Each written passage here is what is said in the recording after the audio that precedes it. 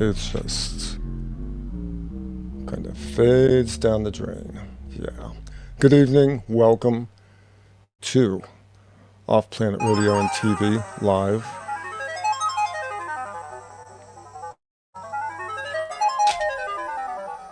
That wasn't supposed to happen.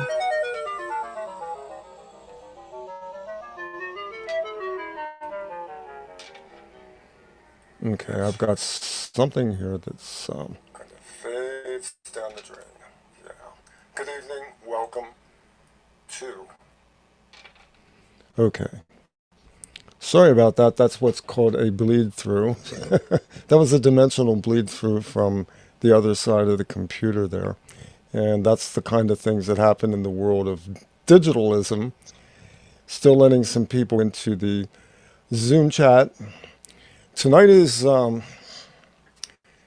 let's turn the video on, then I can look you in the eye. And greetings, welcome. Happy solstice to all of you across the planet. And it's fun to be back. It's fun to be doing this. Talk about a nail biter. Trying to get streaming set up between Zoom and YouTube. I don't know how many YouTube videos I watched and how many pages I read until my eyes bled. But I think we figured it out. I think we're streaming on YouTube. Welcome to those of you who are on the YouTube channel.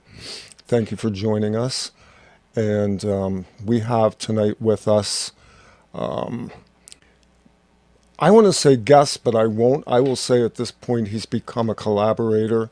And we want to welcome from Ireland our good friend, WolfAmos. Welcome. Thanks again. It's good to have you on. And Welcome. and so it is solstice, it is summer, and maybe it's not because there are folks in the southern hemisphere for whom this is the shortest day of the year, and they're heading into the winter months, and we don't want to forget that this planet, the way it's constituted, is kind of bicameral in that respect. So it is a season of shift with the solar energies, and it's an important time. Obviously, it's an important time on planet Earth. It's an important time for humanity, and we are very much in the throes right now of a major shift, a major change. There's all sorts of astrological and astronomical events going on in the skies, which I'm not going to go into tonight because I'm not an astrologer. And the receivers are not here to feed me information that will get me into trouble. So we are in an interesting time indeed. And Wolf, I'm going to kind of toss over to you to kind of open things up for us. I, you know, I wanted to open this with a meditation tonight, and maybe we can do that at some point in the show, but let's kind of roll it for now since we have two live audiences going, and I'm sort of dancing between the fires here. Welcome, and how is it in Ireland right now? Well, the weather's, as usual, nice and humid. But of course, the pressure's up, and it's very good. Yeah, it's nice. It's the atmosphere of the society is in a great condition, really, because people are questioning and they're enjoying the little bit of time we've got in the summer months.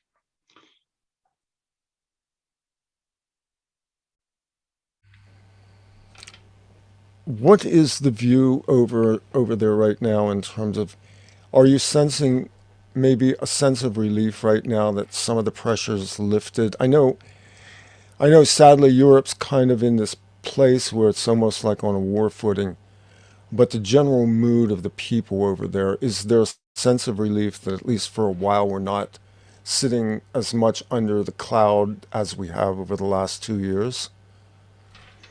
That's a curious thought, because what I'm finding is in England and in Ireland that the ideas around Russia and Ukraine actually sort of not being able to feed Europe, that's definitely in the backs of everybody's minds.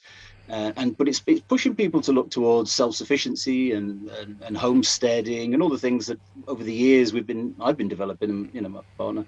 And I think on a lot of levels, people are happy to reconnect with let's say the traditions of the year, the traditions of the seasons, and just traditional life that of course it's only a small distance away. There's a generation in Europe or in the west of Europe that still sees those traditions, and that's great to see them wake back up to that. And yeah, no, it's got some optimism. People are concerned, though. There is still concern. Yeah. I think one of the reasons why I like doing these solstice shows with you is because the people, the Celtic people specifically, are still much closer to the concepts of celebrating specifically these solar holidays. It's sort of part of the tradition that goes way back.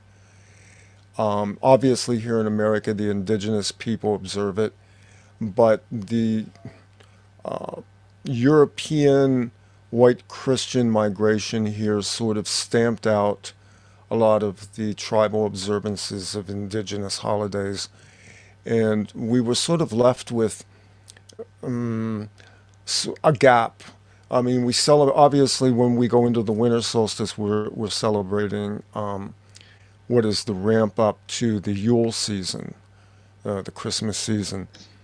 And that's kind of cemented into the consciousness, but the consciousness isn't directed towards the solar, which specifically is the demarcation, the major demarcation of the seasons, the points on the compass as we turn the sun.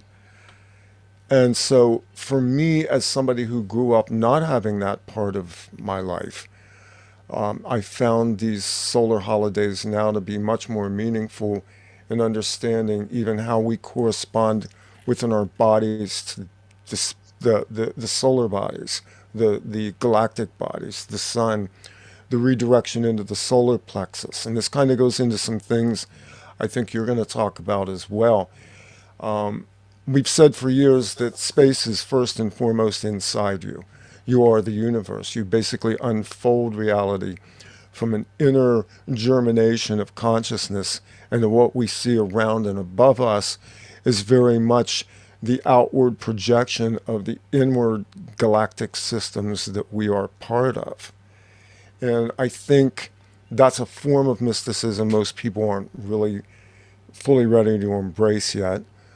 Some of the people in this group probably are, but understanding how in correspondence we are a product and a part of nature, and that nature itself includes everything in the sky above us, and we forget that when we get so rooted into the earth that now we get to rebalance, we get to equilibrate between the sky and the land again.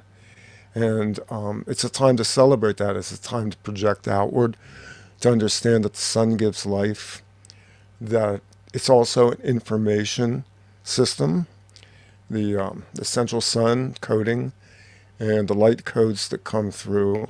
And in a lot of ways, what's happened is we've become terrified of this. I mean, look at our culture.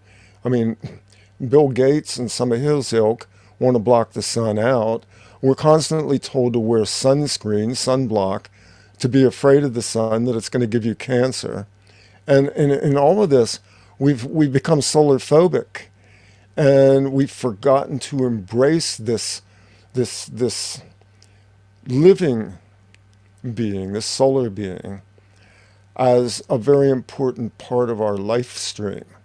It's as important as the water and the oxygen we breathe, and we celebrate that in these seasons. Yeah, it's the solation, isn't it? And we have lunation and we have the solation. And ironically, the midsummer tends to be one we overlook because we're all happy, and we're, the ancients didn't know. Of course, they knew well that to celebrate the midsummer, it was the peak and the high of the year, if you like. And of course, it's where has having apiaries and bees, you know, you can see that's why they use the bee sort of metaphor, because it's so obviously connected with that solation and that high peak of the season. But saying that, here there's a tradition, and what they do is, on all of the cairns on the mountains, they light a fire, and from each cairn you can see 7 other cairns. And in its day, it must have been a terrific sight across the west of Europe, the west coast, when they lit those on the midsummer for the 3 days. It must have been terrific, and I can see it coming back again, because more and more people are migrating up and spending their times during the solstice up on the mountains, and just giving it that little bit of a moment. Now, I'm sure a lot of people know what happens with the sun. It sort of reaches its highest point, and then it starts to descend back down towards the winter.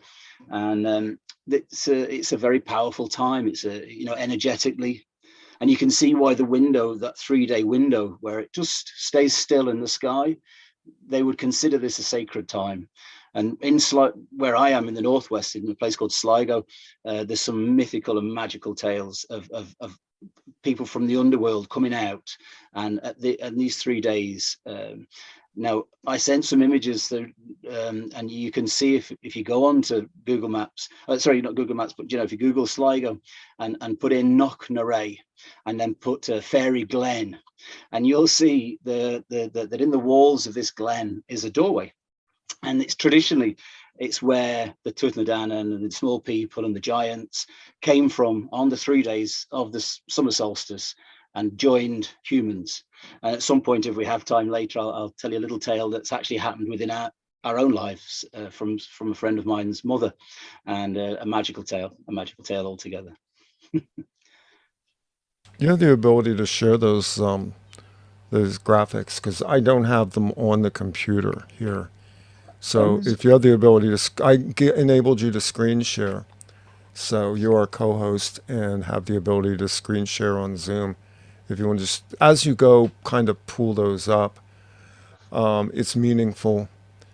I decided not to load the show up with graphics on my computer, because I'm juggling streaming at the same time that I'm dealing with the Zoom room and the chats and things like that. So enough to do, says you.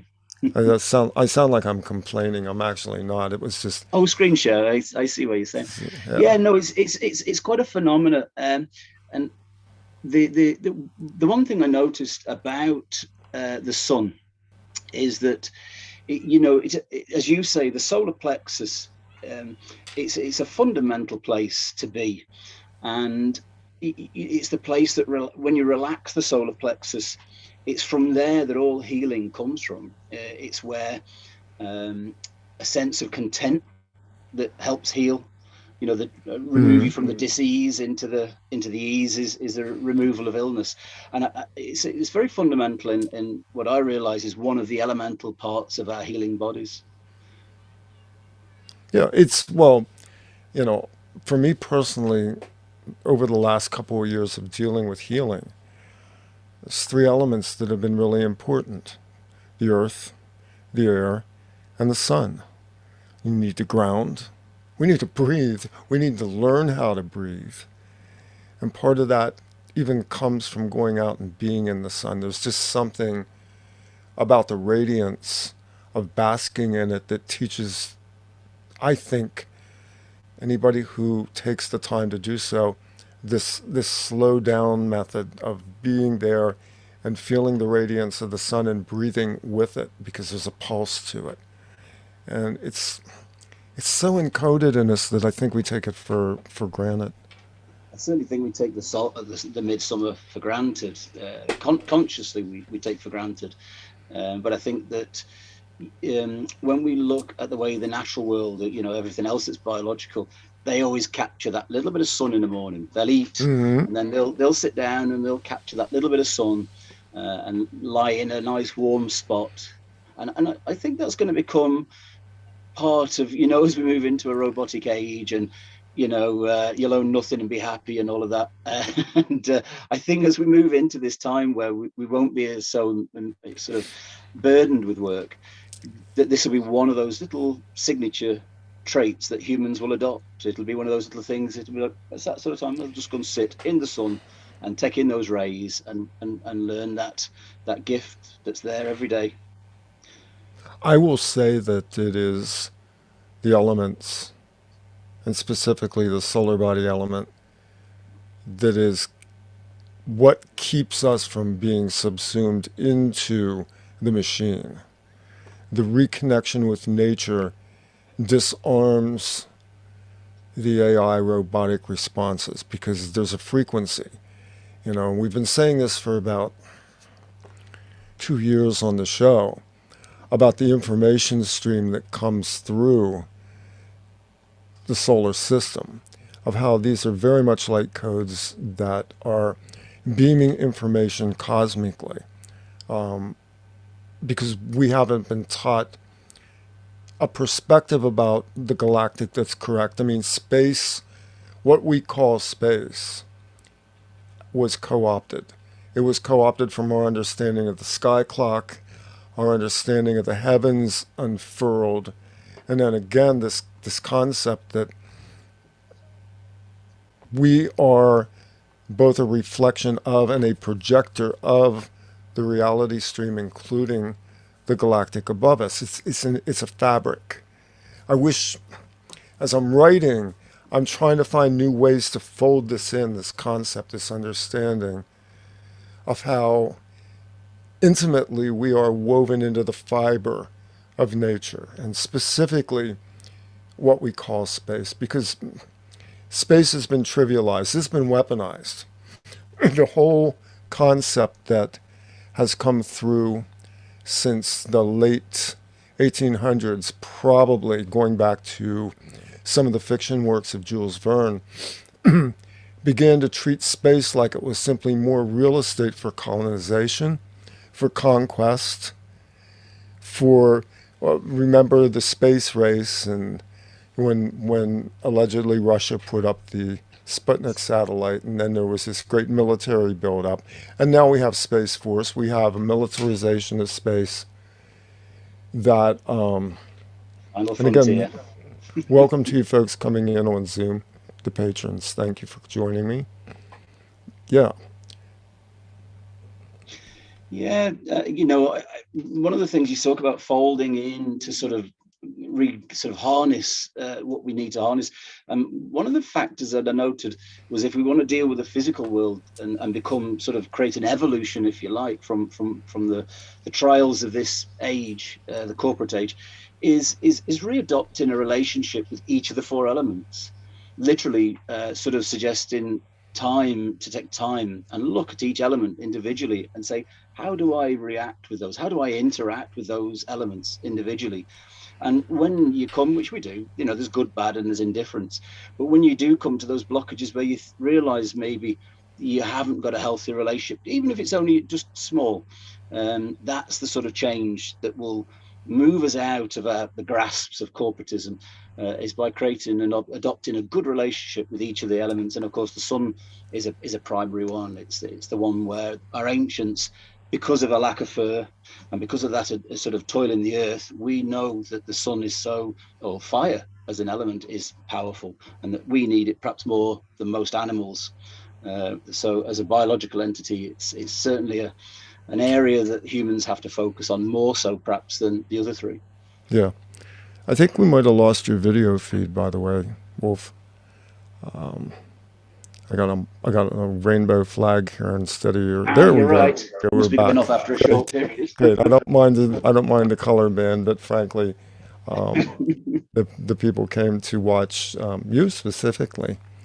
Yeah, the reconnection is so important, and making it sacred. I had a few moments this morning where I was able to go out and just sit with the sun for a few minutes and express gratitude, and that's not something we should be doing just once or twice a year. That's something we should be doing every day.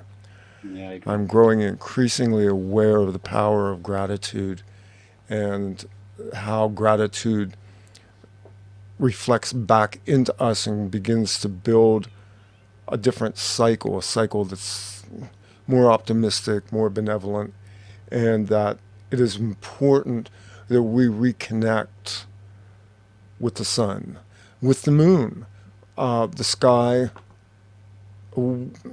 So much of, again, going back to this whole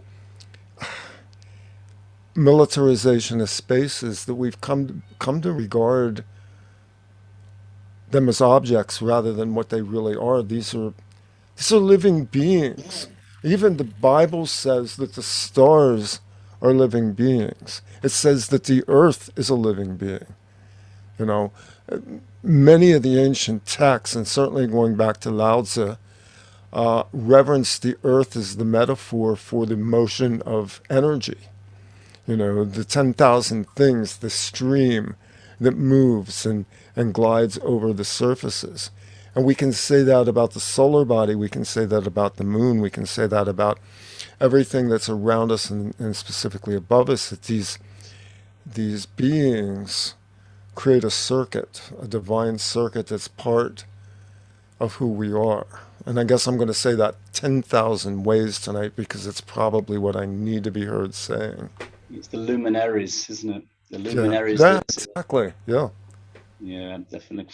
And they did worship them. I mean, whether it was the movement of the stars or the sun, or sitting around the campfire, you know, the human endeavor was very, very intrinsic with the sun energy. But you see it in Celtic mythology. And I was taking notes earlier just how many repetitious sort of metaphors that we use to support human behavior patterns. We have Lu, and Lu was the emblazoned face, which was this.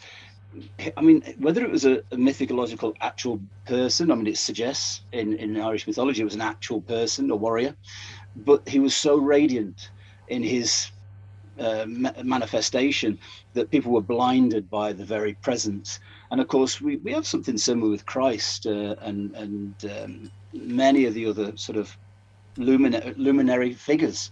You know, we say things like illuminated. So when somebody's very, very conscious, you know, they're illuminated. And I just think that we use it in a language all the time.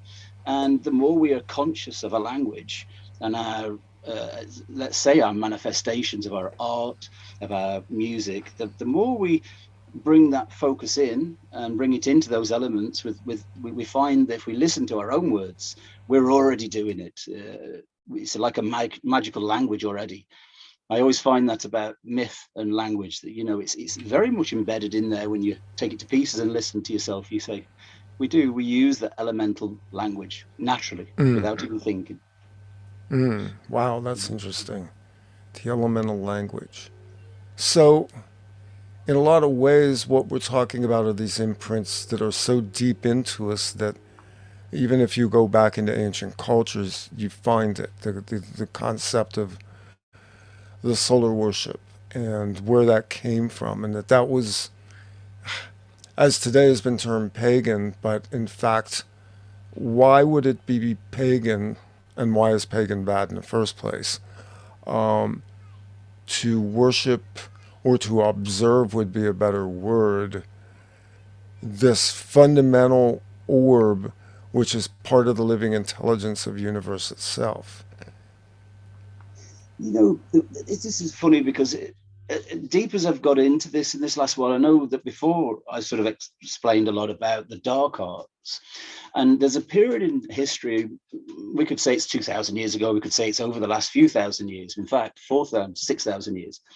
But what we find is there was a constant switch and change between dark ages and light ages. And those switchovers that we can see in the Bible, we can see in the Talmud, we can see in many of the ancient scripts. I think that we move between them. I don't think there is I think once we realize more and more that there was a darker age where, whether we want to look at it as dark or, you know, wicked to some degree, you know, there's a certain amount of wickedness in there. Yeah. That we reformed and we fell, and we reformed and we fell. And I think that this is why we've got a mixed story, and paganism is that classic mixed story. Druidry is another one, because Druidry, from when it first manifested, it was certainly as a benefit from some of the darker periods, the druids that were bringing forth things like, and of course, memory was the signature. A lot of druids were intelligent and they were able to remember the seasons and remember the time cycles, remember the plants, the herbs, the natural world. Whereas more, not simplistic, but more animal minds would have been less cognizant, less memory driven, less remembering these things. And so as time has progressed, society has moved in the same way. So I think paganism is dressed with this Christianization. It was the dark arts, it was, and sure it was, but it was not that. It was also the transition and that movement in between into a reformed human, which is where we are in this society today. We're more aware, we're more conscious, we're more memory based. And there's things that maybe will force us to fall again, but each of those falls educate us to the realities of and I think maybe we've come to the end of that cycle. I studied the Talmud over the last while, and it certainly says the same. It says in the 6,000th year we will come into this golden age of 1,000 years based on awareness and memory, and I think that paganism is just one of those. It's part of the progression of evolution of the human. That's how I view it. And I think we have to be very conscious of that as well, that we are in a transit, that we're not manifest.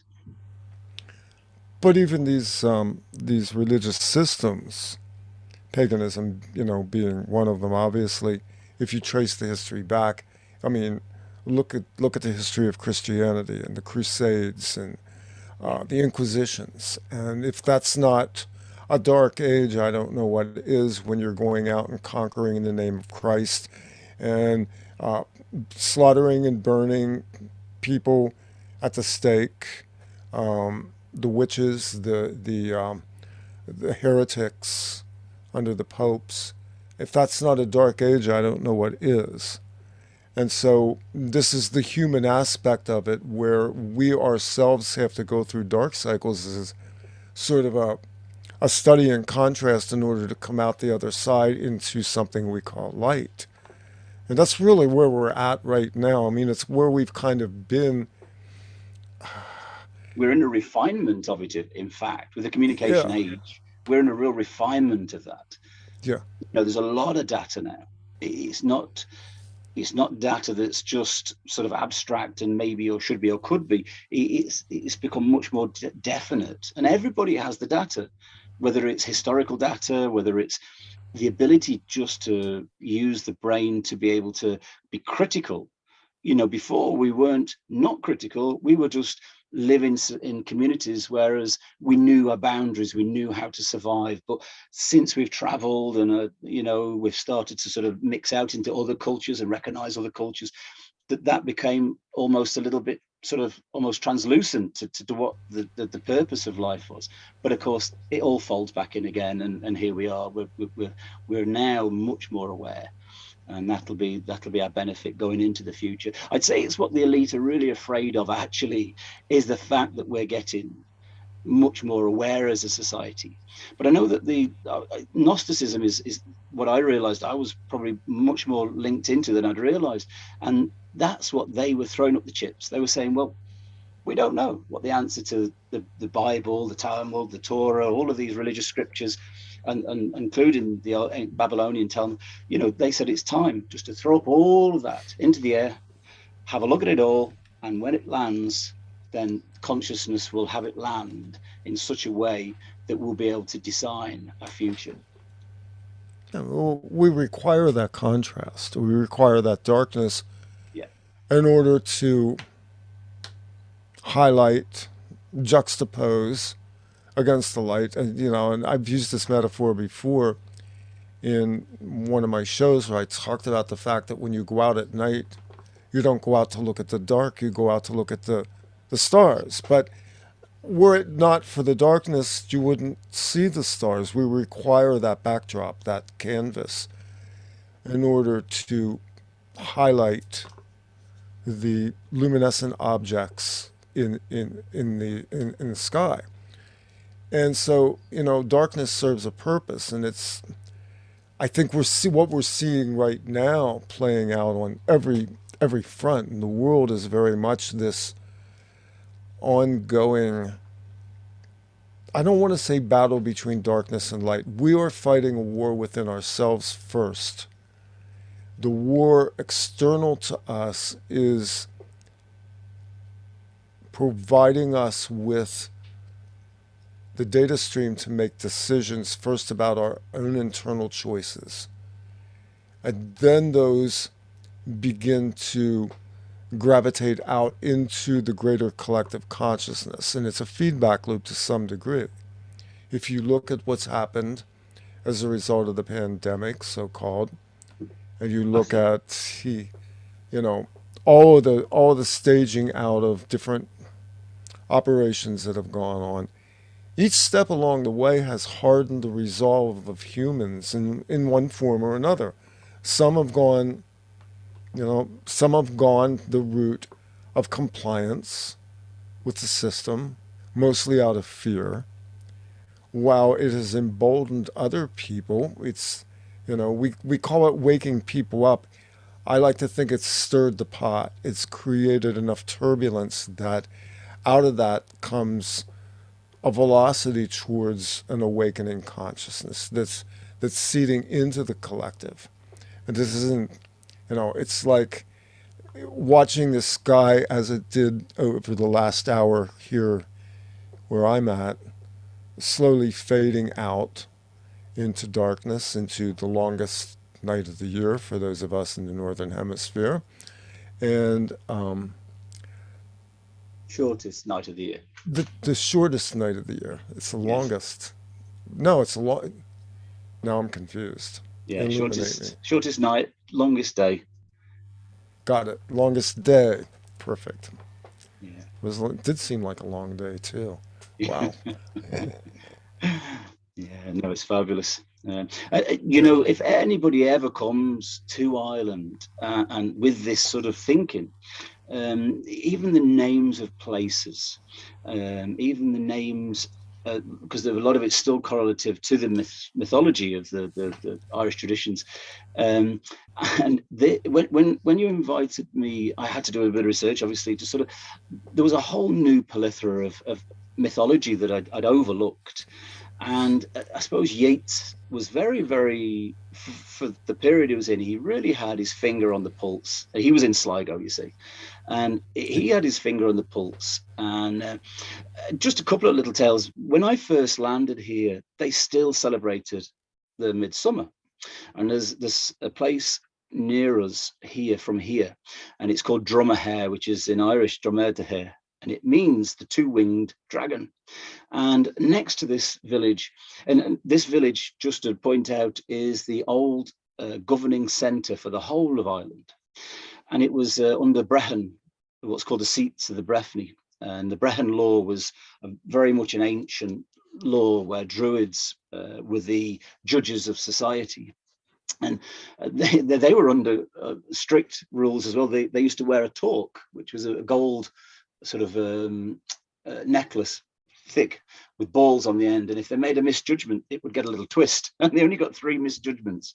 But next to this village is a place called O'Rourke's Table, and I always remember when I first landed here, maybe 30 years ago, they still danced on the top of this O'Rourke's Table mountain and lit a big bonfire, and all the villagers would go up there for the midsummer for 3 days, camp out. And I think it slowly waned during the 90s, but it was terrific to see. And it was not pagan, it wasn't Christian, they were all Christians, but it was just great to see that they were keeping that tradition right up until the 90s. It was an interesting experience. And funny, because the lake where a lot of this happens is called the Lake of Light, talking of sun. And this is where Yeats did a lot of his poetry. And what it works out is that because the sun here, because we're so close to the sea, there's a huge reflection back off the sea on the sky. And this whole area is illuminated in a way that not many places are. Like, we have woofers come to the farm, and they come and they always say, "How do you live here?" And I said, "How do you mean?" And they said, "The days are so much longer." The light is so much greater here. Mm. And it's not until you go away from the west of Ireland do you recognize how dark it gets at night. But here with the sun, the sea next to us, it has this effect on the land and on the waters. And anyway, Loch Gill literally means the lake of light. I just thought that was an interesting little correlation with the summer solstice, and it's where they celebrated the summer solstice. I was just over taking a look at the YouTube channel. You folks over there are having nice chats between yourselves on the YouTube channel. I welcome all of you as well. And somebody brought something up on the chat there. I think I want to address this because they're talking about the fact that something about BS history about the Crusades ignoring the 500 plus Islamic invasions into Europe, killing millions. No, we're not ignoring that. I think from my perspective, I have some amount of Christian guilt about the history of Christianity, which I think was besmirched by the actions of the papacy and the zealotry that went on around it. But we're certainly not going to... Look, if nothing else, right now, the age we live in is teaching us that extremism is not the answer, that going out and attempting... This is the problem that we have with the violence that we're seeing here in the United States right now, is that it's been promulgated by extremists who are using violence as a means to discredit a movement, a group, a people. It's certainly not the teachings of Christ, is it? No, I'm not Christian. No, it's not, and it's not the teachings of Muhammad either. No, it's not. Brad. That's what I say. It's people hijacking. But I think it's needed. I'm not saying it's an important or that we should do these things. I'm saying it's needed in the motion of human evolution. It's part of the makeup of the whole. And if you study Christ, even Christ recognized that his words will come. They'll be absorbed by groups that aren't following the teachings. Beware for those that come in my name, I think was a famous saying. Yeah. And I think that's we can look at that on a lot of levels. That's what I say. And again, this is part of the dark and light play that's going on. Yeah. Is it not the consciousness that we need to realize? Yes. Yeah, yes. it is. Yeah. Yes. It's iron sharpens iron on one level. And like I said, if you go back 20 years and look at how Islamic extremism was weaponized, not just against the so-called Western world, but also against the good people who practice Islam. I mean, all of a sudden in this country, we saw Islam be weaponized after 9/11. And that weaponization blew back on innocent people. Many innocent people. So we look at this and we realize that, again, this is mind control. This is part of the system. It's just like what has happened to our world as a result of COVID and specifically the vaccine programs, because now we started to judge and demonize each other along the lines of acceptance or defiance against the system, which wanted to bring all of this upon us.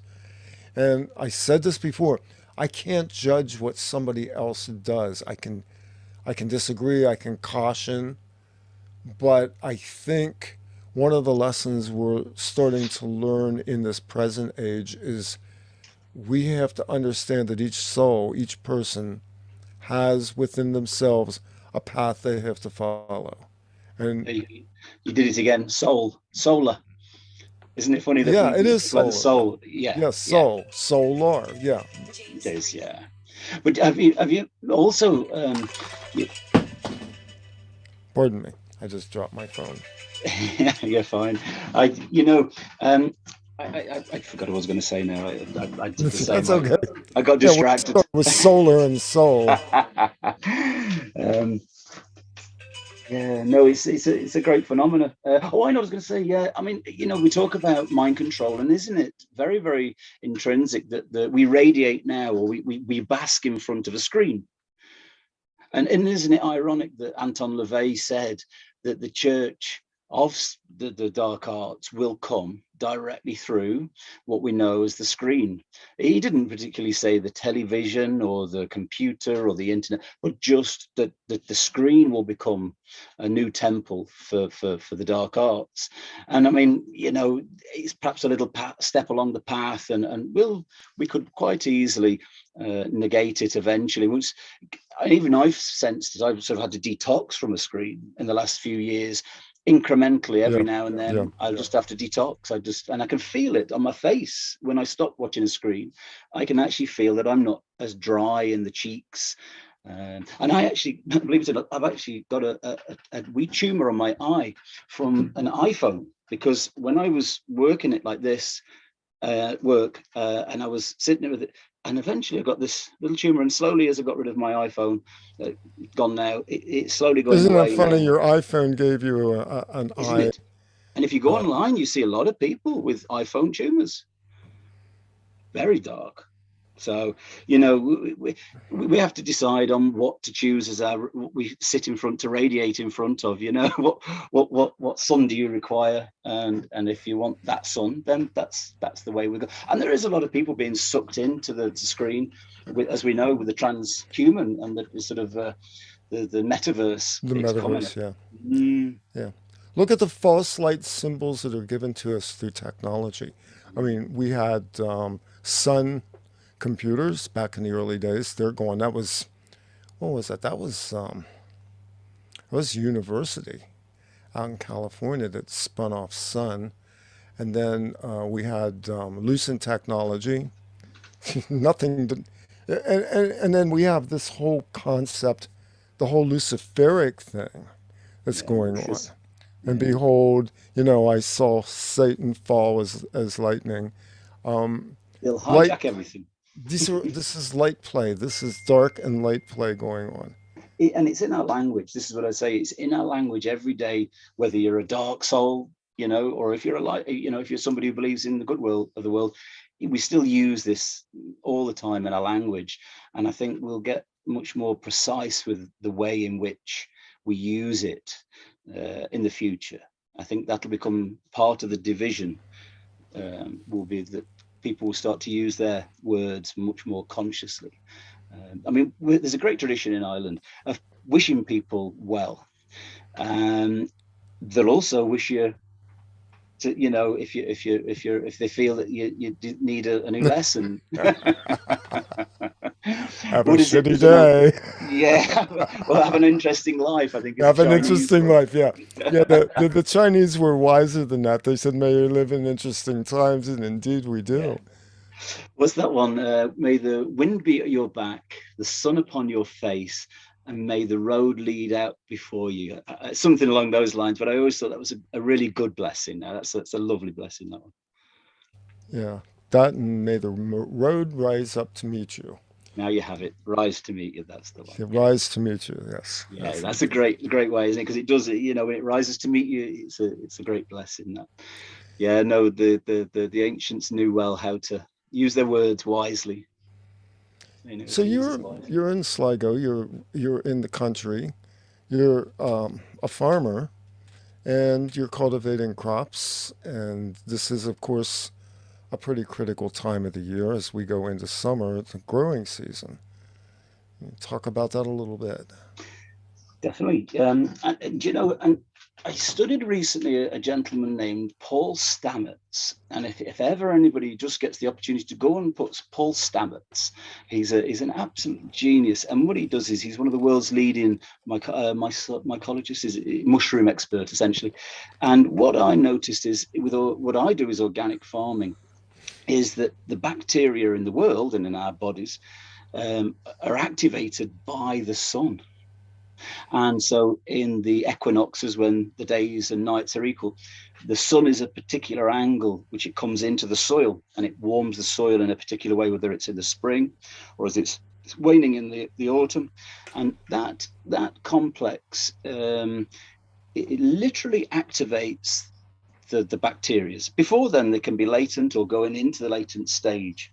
And as an organic farmer, this is what I've started to recognize as fundamental to sort of psychological thinking of how to deal with life, how to deal with your own body, and to heal. And so this relationship with mushrooms, whether it be the tiny ones in your own physical body or whether it's the ones in your farm, once you address them in that fashion as being extremely important. And if anybody's done anything like psilocybin, sort of remedies, microdosing Cubensis, yeah, I mean, yeah, microdosing, if you want yeah. consciousness, oh my I'm gosh. getting happy thinking about it.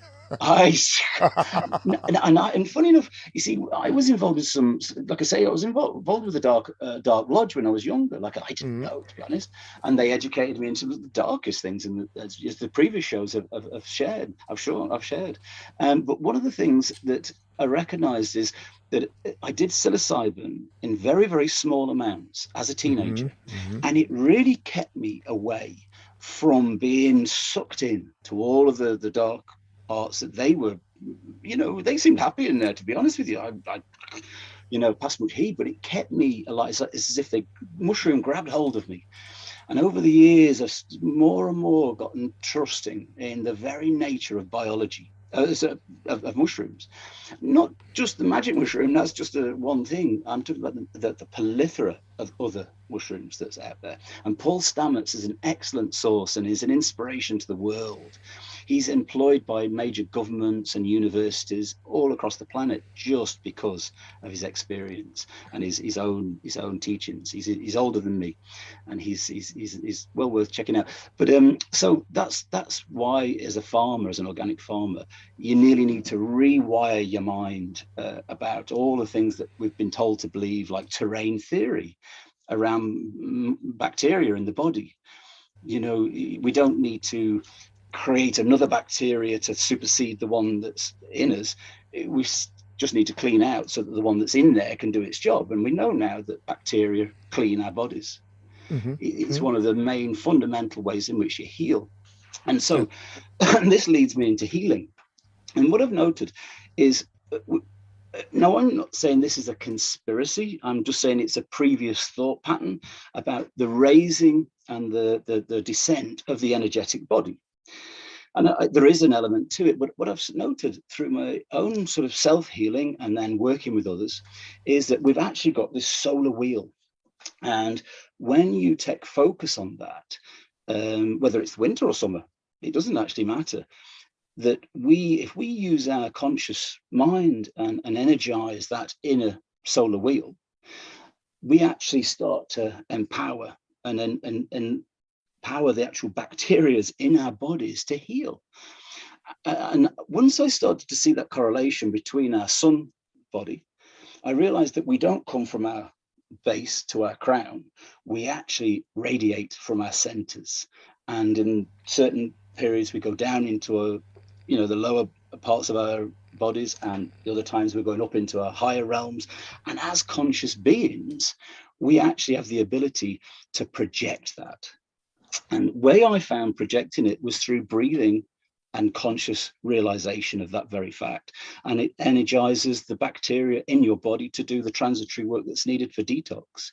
One of the things that Oscar Kismer talks about is the fact, because we lost our fur, we've reduced an ability to detox through the bottom of a hair follicle. And so we've ended up having to concentrate it into places like our armpits and our groins.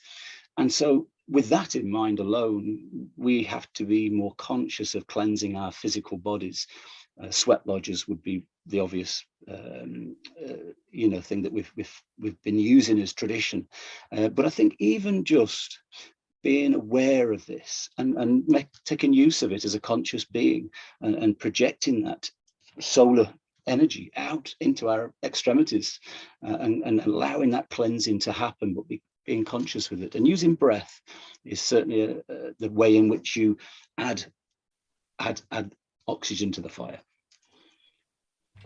Interesting. You said something back there about the mycelium, the bacteria, the mushroom inside of us. Isn't it interesting that we have that ecosystem? And then we have the cannabinoid receivers, the receptors that, in so many ways, the correspondence between the things in the realm outside of us and within us, these are all markers, these are all pointers. As you were talking about light, I was reflecting on what I learned early on in the research that I started doing back in 2019 about how DNA lights up.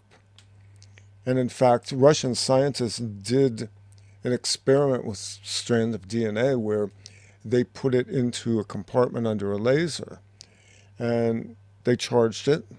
They turned the laser off. But the odd thing is, the DNA itself continued to pulse. It recoded the light transmissions. There's a whole lot more science behind that than I'm comfortable rolling out here. But I will say that it's been known for a long time, and even the great teachers have talked about the inner light, that this was both a metaphor and a literal reality when we start to look at the nature of DNA and the fact that we are bioluminescent. And with this vaccine, we're becoming more so. You can see why they... I wasn't going to go there, but since you brought it up... No, but I mean, this is why they hijack these concepts. The luciferase and the, yeah. I mean, they're only doing, they're only doing what... Essentially, we they are at the tip of the spear, the elite. This is one thing I've had to sort of sit back and be a little bit more conscious of, and not respectful of actually, but just conscious of they are that little bit further ahead. And I think I've maybe mentioned this before, but there is a protocol in the Protocols of Zion, which says that we're at the top of the pyramid and we can see all around us, and we can see in the furthest distance like no other. And that reality check is I think why they always seem to be ahead of us, but we can use that in our favor by recognizing that's exactly what they're right. offering us. Yes, we can. Yeah, and that's what we have to do actually.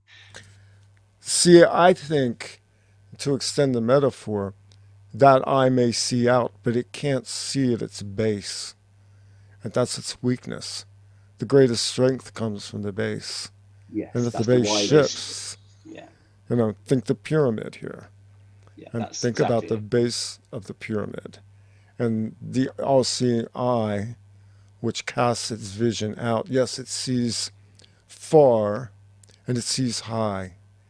But there's a level to its vision that it doesn't encompass. And so in a lot of ways, what we're doing is we're kind of working outside of the range of view of the vision. Oh, they pick us up from time to time. We get on radar. Some of us know what that feels like. Believe me, it's not fun once you get targeted.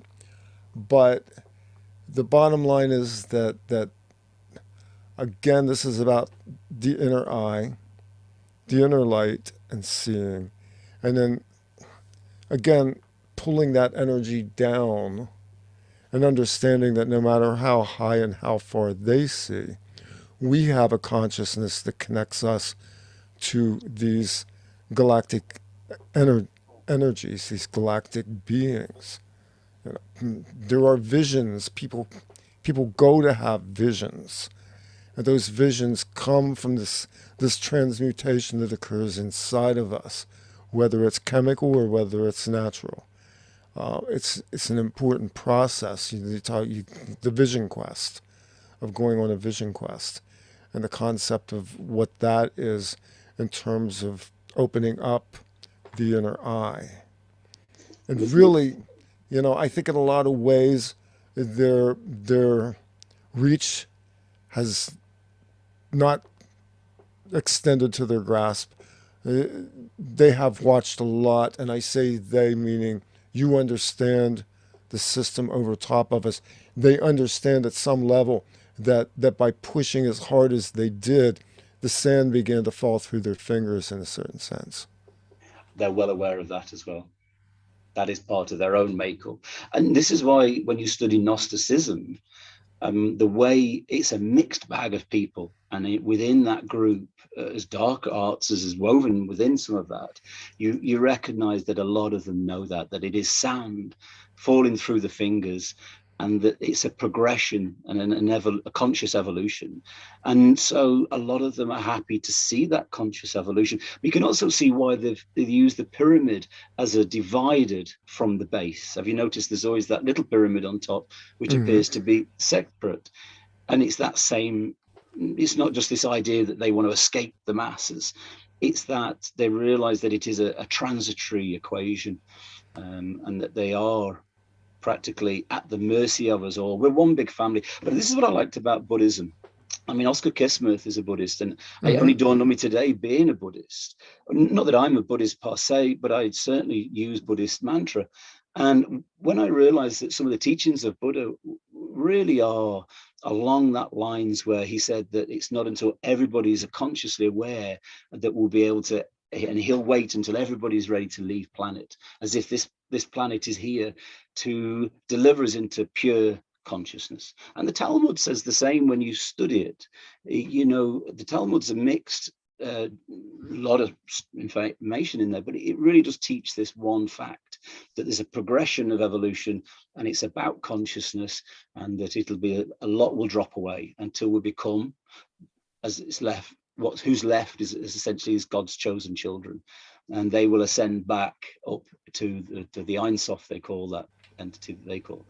But it's a natural manifestation of consciousness and the progression of it. Yeah, and we've been doing it for thousands of years, unconsciously for a long while, and much more. So it kind of is a sifting and sorting process. It is, and a building of awareness, and the decimation of delusion, because there is a lot of delusions.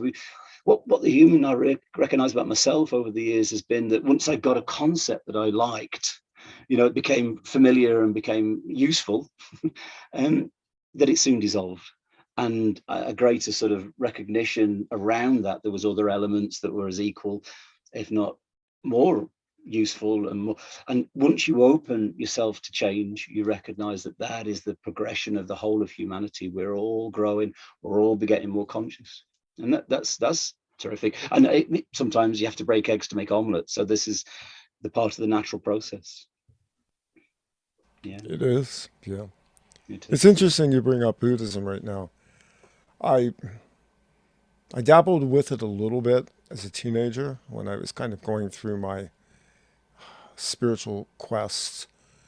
But recently I've started using it more. Buddhism has become a healing modality for me.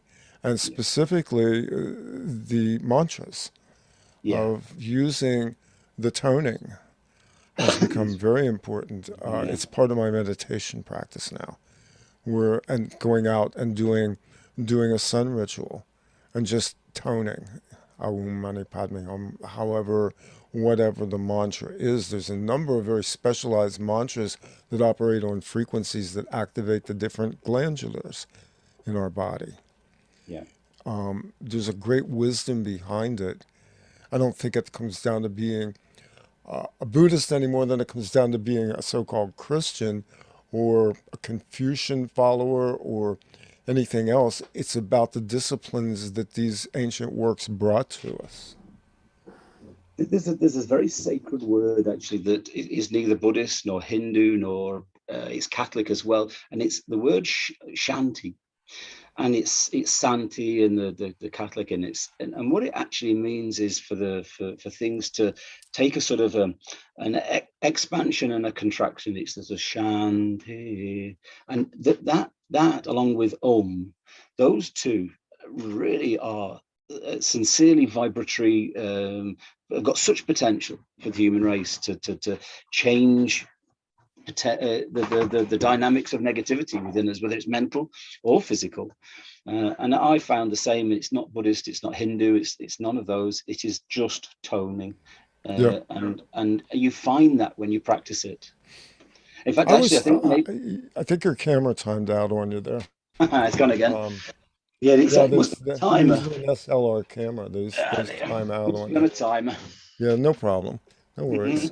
It's funny because when you were talking about that, I was thinking about the book of Isaiah where it talks about the Son of Righteousness with a capital S. Of course, this is obviously rendered in English, which we all know they didn't speak.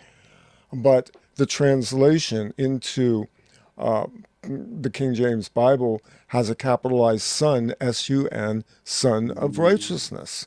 Yeah.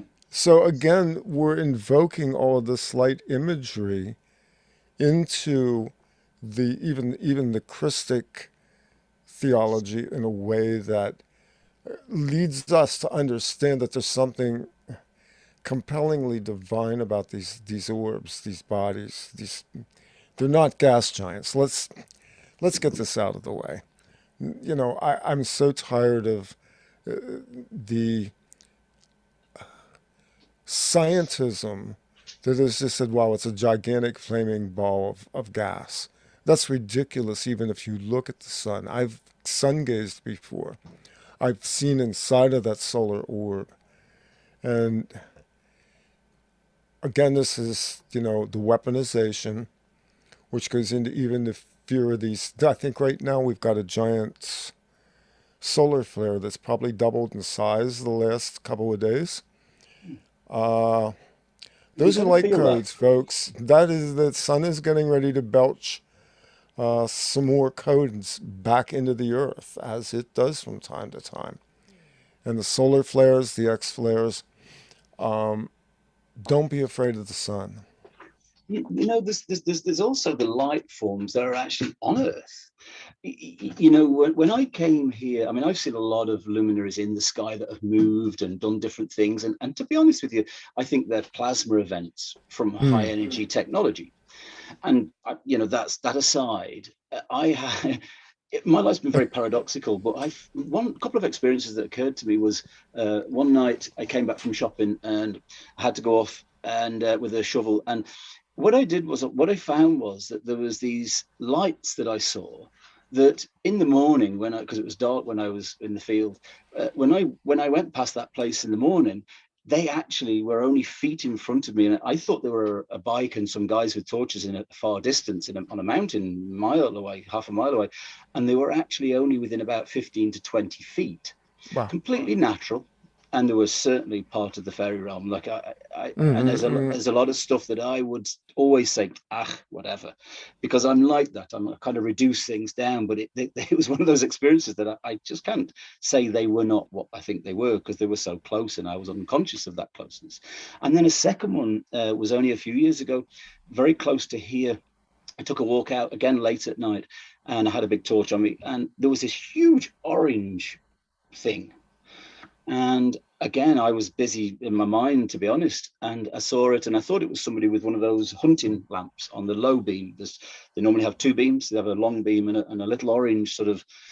So I gave it a flash, thinking if it's a hunter, he'll know I'm here. And as I walked past it, I walked up past it and came back. And as I came back, I took more interest in it. And the moment I took interest in it, it came at me at such a rate of knots that it took the breath out of me. And it didn't happen once, it happened 3 times. And in the end, that orb, that big amber orb, it had to be a meter wide. I realized that either I couldn't deal with what I was about to have sort of embraced. But the other most important side was that it wanted me to fully accept it. And I wasn't going to do that, because the moment I put my barrier up and said no, it had to stop. There we go. So there are light forms on this planet that Oh yeah. I don't quite know what they are, and I don't know how healthy they are for us, but they certainly are there, and it's part of the spectrum. And I think they were around the midsummer when they both happened. I'm fairly sure. Yeah, we've seen orbs here a few times. These are my reading on many of the orbs that I've seen over time have been, again, there's an intelligence behind it.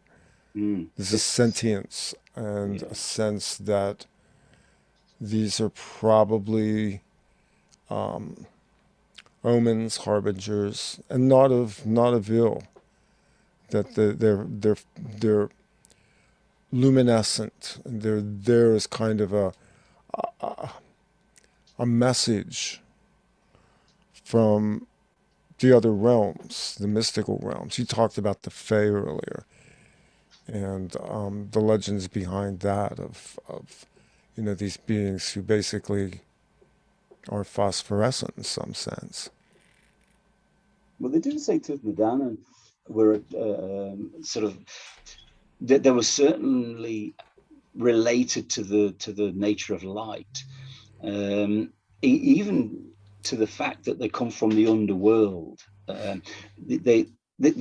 Well, what I was mentioning, the mountain that they come out of every midsummer. I didn't perhaps explain myself earlier, but there's a mountain where we are called Knocknarea, which literally translates as the hill of the crown. And of course, in Sligo, the goddess of this area is called Maeve, which is broken down into matriarch Eve. And from that was her that was her mountain. And in the side of it is this doorway that opens for 3 days during the summer solstice, and they come out as these entities of light. And we say that's interesting mythology, but I actually have a friend whose mum told a tale, and she's no fool. She was terrified. They used to shut the town down at certain times. Now, with there being a high IRA presence around Sligo, and there's a very large sort of smuggling industry, if you believe it, all down the west coast, that sometimes the town got shut down, I presume, for projects.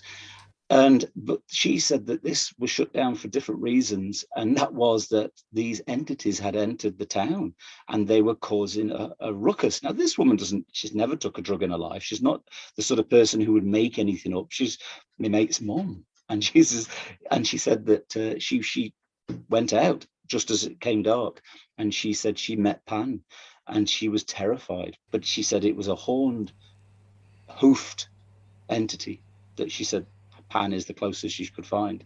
And it was in that 3-day veil of the solstice. And so whether that's mythology or whether, as I've just said, that's in our own life, then I think these are very real concepts. Well, we're in this time of the thinning of the veils anyway. Yeah. So it's reasonable right now, over maybe the next 3 days, 72 hours, however you calculate that, to go and look for some of that mystery, reconnect outside in nature with the natural elements, and expect something amazing, because the veils have thinned and the energies are building. And yeah, there's a lot going on in the sky right now.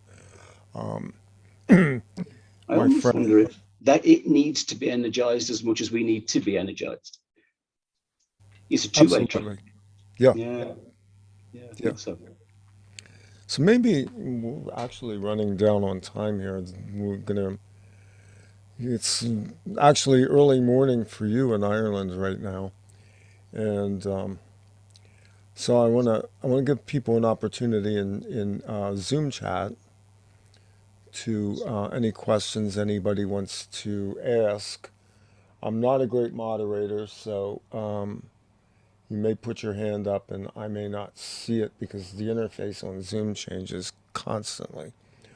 But if anybody has questions, comments, thoughts, or wants to share something on this solstice, feel free. This is the time to do it.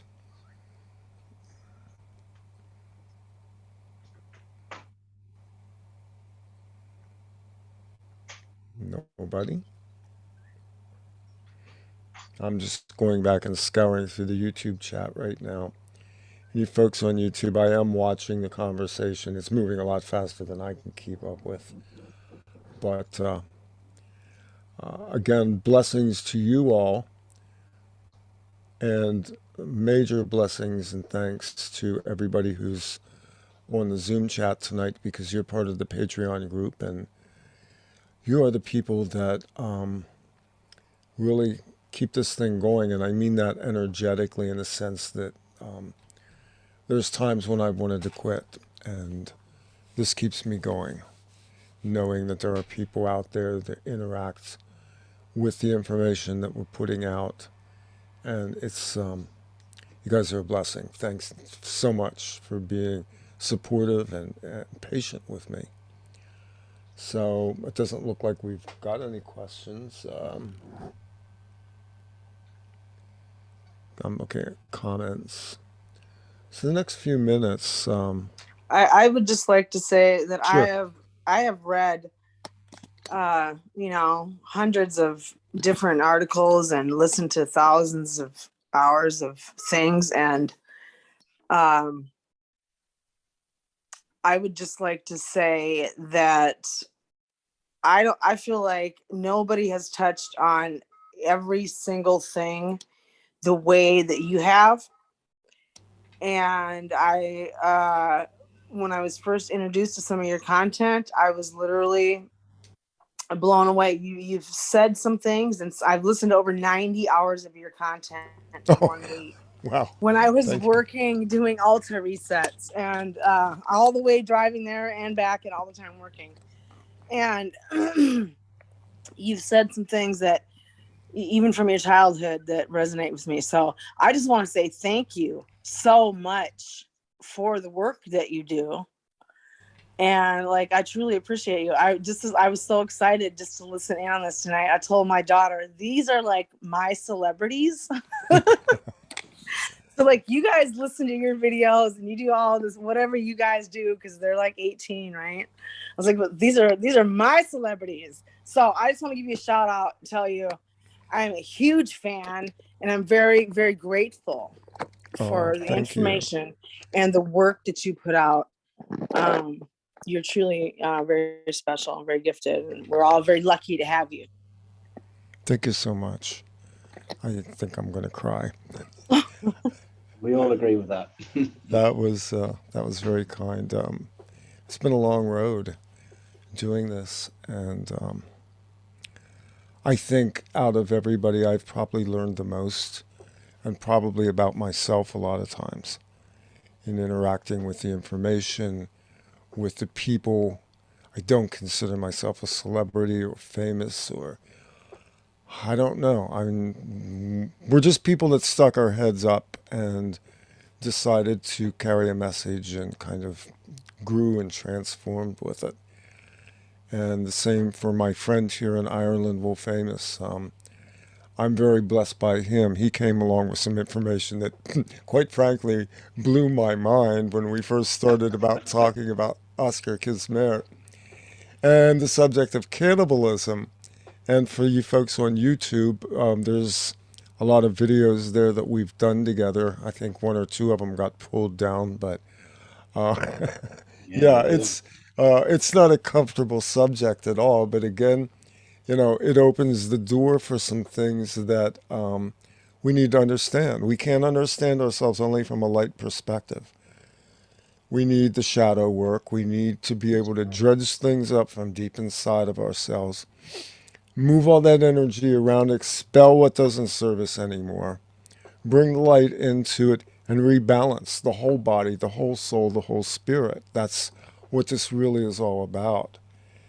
And my point in doing this show tonight was really just to create a marker to commemorate this particular period. It's 2022. We are, as I have said for 3 years now, in the eye of this needle. We're passing through a very critical time for humanity. And I don't think I'm saying anything that others haven't said, except to say that as we go through this, it's difficult, it's dark, it's mucky, and at the same time, there is a certain amount of joy in it because we celebrate the experience of being human in a world that is basically sort of a gymnasium for the soul. And this is all part of it, the dark, the light play, all of it is the boundaries in which we operate. There are other worlds that operate very differently from this world.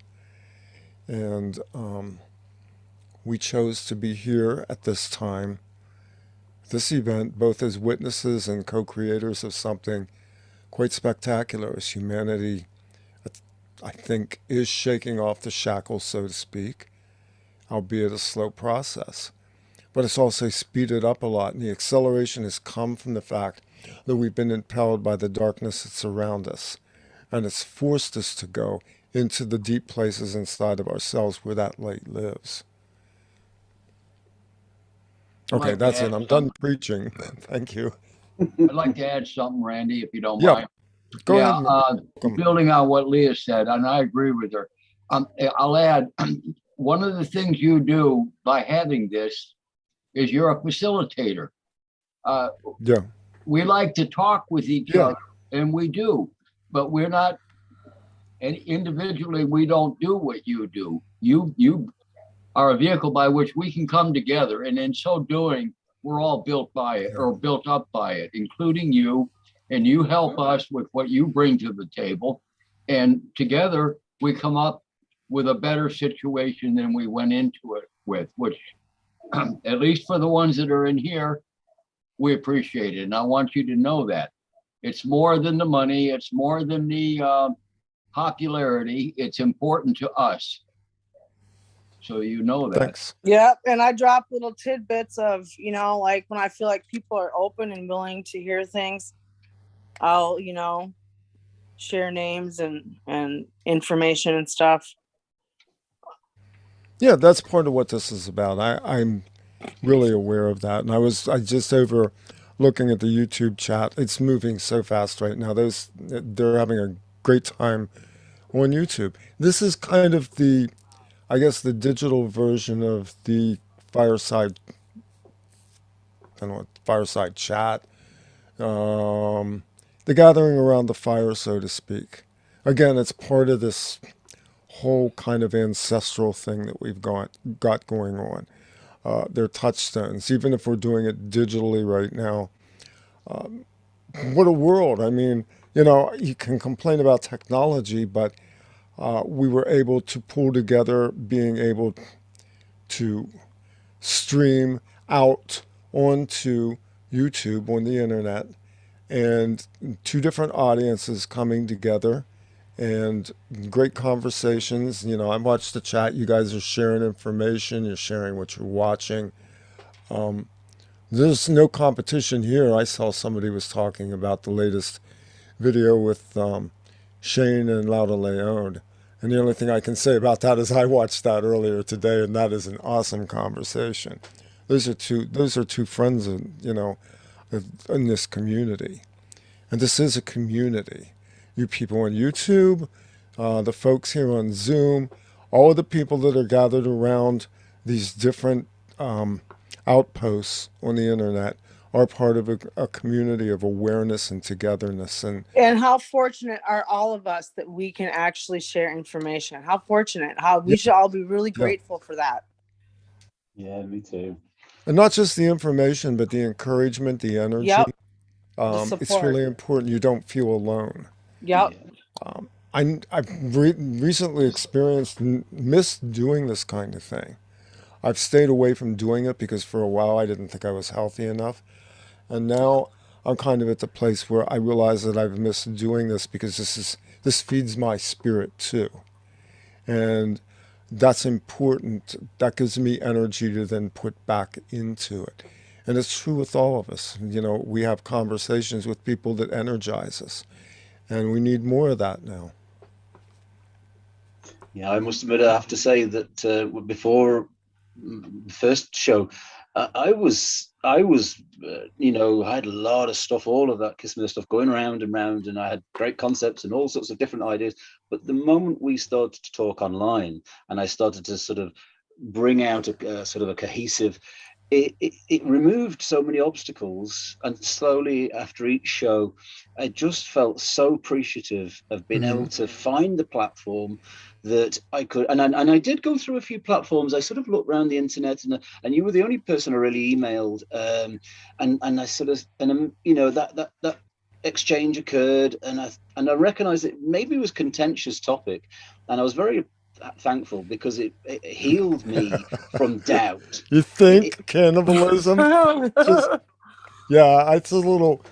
It was no longer dark. It was all of a sudden just part of the fabric. But it was something that needed to be dealt with. There were things that needed to Definitely. be said.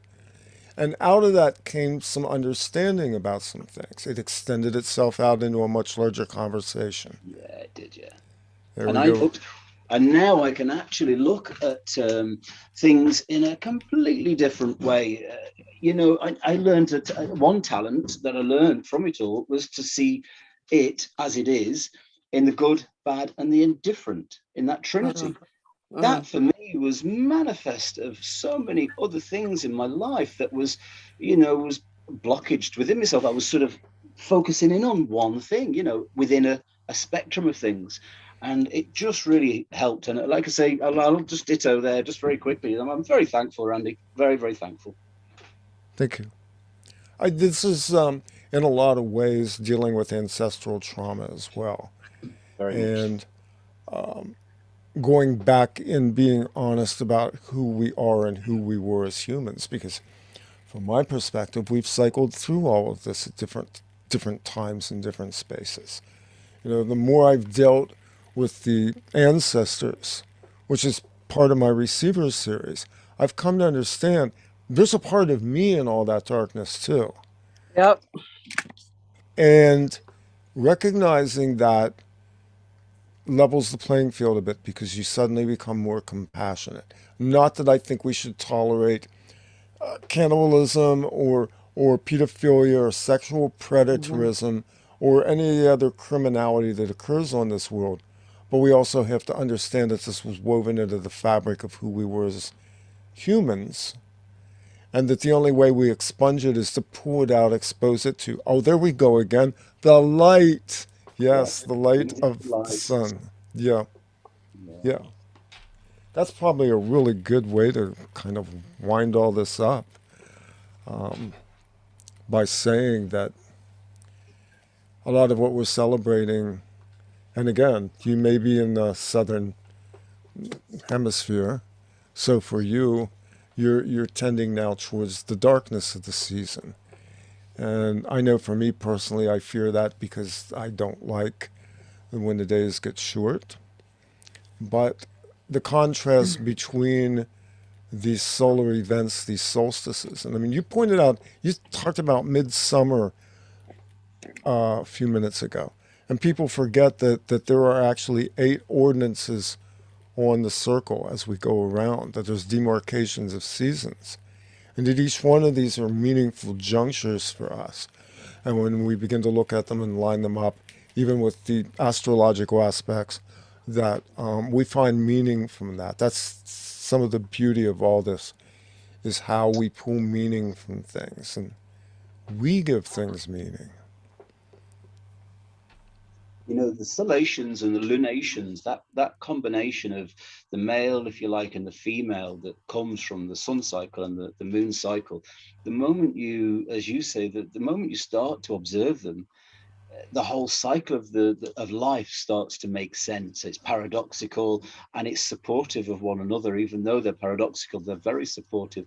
And the 6-week cycle, and obviously the 28-day cycle, very real. Whether you're male or female, it doesn't really matter. We're both male and female inside, let's face it. But it's very, very, very healing to just be feeling secure in that observation, that one I'm very pragmatic. I don't like things that are too far, that is too out of reach. But that one isn't. That's one we can observe, and I feel it's good to have this conversation. Definitely good to have this conversation. It's good. Yeah. Yeah. And actually, perhaps we could go away and maybe we could subtly create more events in the physical world.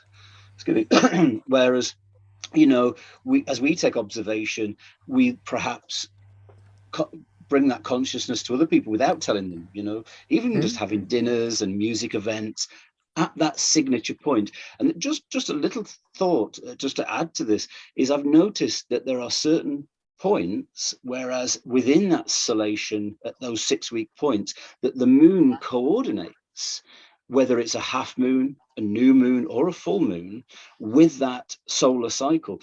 And when you start to see that two perspectives coming into particular moments, I think they are the ones where we can go, okay, so on that day, the moon is at 50%, we're at this point in a 6-week cycle, and try and make something happen, whether it's just for yourself or perhaps extend it into an event where people eat or listen to music or even be spiritual and do meditation, but just to be conscious of it. And I think once we start to do this, we start to supersede the tyranny that's potential around us. I do. Same with being conscious with the 4 elements. We supersede it. Yeah. We pull together the humans and the elements, and we celebrate it. And we celebrate each other in doing so, and we honor that. And I don't even think we need to tell anybody neither. I mean, the fact that we do share it. it is one thing. Yeah.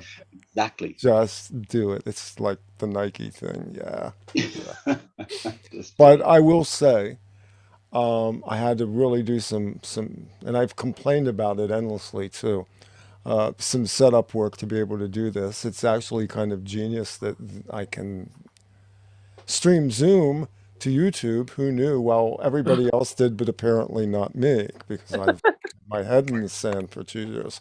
So it was great fun doing this. And wow, it's a great conversation. Great conversation over on YouTube too. Love you guys. Thanks for joining us on the platform there. Thanks to all of you for joining us here. I don't have an outro for this. I don't have bumpers. I don't have any music. The only way I know to end this tonight is to say thank you, blessings. May the sun shine upon you in the days ahead, and may you find peace as we go through this next season. Love you all. See you soon. That's it. Thank you so much. I can't wait for the next time this happens. Yeah, we'll make this happen more This often. was beautiful. Thank you. Blessings to you all, and good night. Blessings to you, Randy.